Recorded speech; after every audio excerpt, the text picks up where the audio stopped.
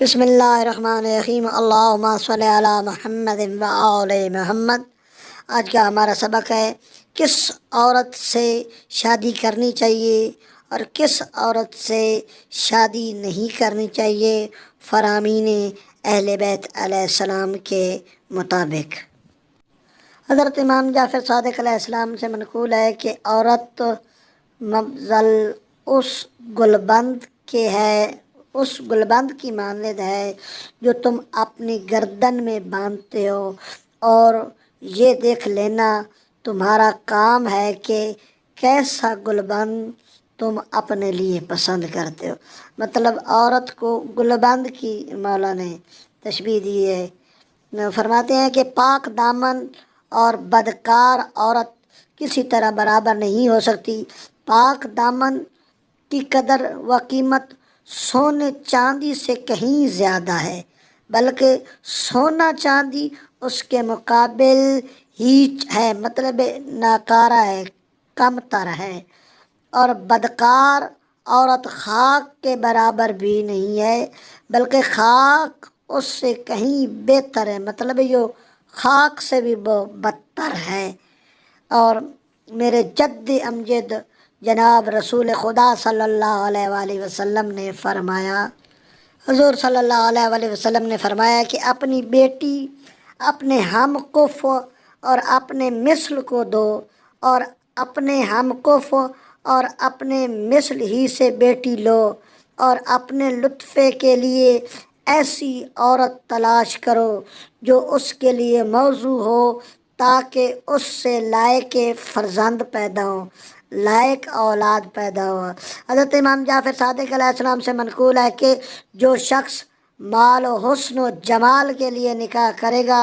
وہ دونوں سے محروم ہوگا، یعنی ذلیل و خوار ہوگا، اور جو شخص پرہیزگاری اور دین کے لیے نکاح کرے گا اللہ رب العزت اس کو مال بھی دے گا، جمال بھی دے گا۔ حضرت امام علی علیہ السلام سے منقول ہے کہ جس عورت کی خواستگاری کی جائے اس میں یہ صفات ہونی چاہیے: رنگ گندمی ہو،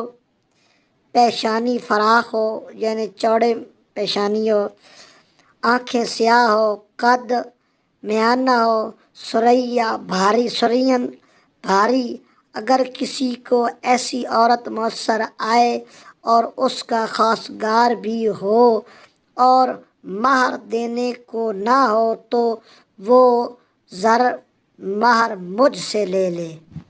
ایک اور حدیث میں ہے کہ رسول خدا صلی اللہ علیہ وآلہ وسلم نے فرمایا، کسی مشاطہ کو کسی عورت کی خواستگاری کے لیے بھیجتے تھے، مطلب کسی رشتے دار وغیرہ وہ جو ہوتے ہیں شادی کے لیے بھیجے جاتے ہیں، تو یہ فرماتے تھے کہ اس کی گردن کو سونگھ لینا، اس سے خوشبو آتی ہے، وہ ٹخنے اور ایڑیوں کے بیچ کے حصہ پر گوشت ہو۔ امام علی رضا علیہ السلام سے منقول ہے کہ خوبصورت عورت مرد کی خوش نصیبی کی دلیل ہے۔ ایک اور حدیث میں ہے کہ ایک شخص رسول صلی اللہ علیہ وآلہ وسلم کی خدمت میں حاضر ہوا اور عرض کیا کہ میری زوجہ اس قسم کی ہے کہ جب کوئی گھر آتا ہے تو جب میں گھر آتا ہوں تو میرا استقبال کرتی ہے، جب باہر نکلتا ہوں تو مشاعت کرتی ہے، جب مجھے غمگین دیکھتی ہے تو دریافت کرتی ہے کہ کیا فکر ہے، اور کہتی ہے کہ اگر فکر معاش ہے تو خدا تمہاری اور سب بندوں کی روزی کا کفیل ہے، اور اگر فکر معاد ہے تو اللہ اس فکر کو اور زیادہ کرے۔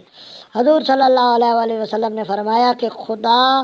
کے کچھ کارکن ہیں، یہ عورت انہی کارکنوں میں سے ایک ہے، اور جتنا اجر کسی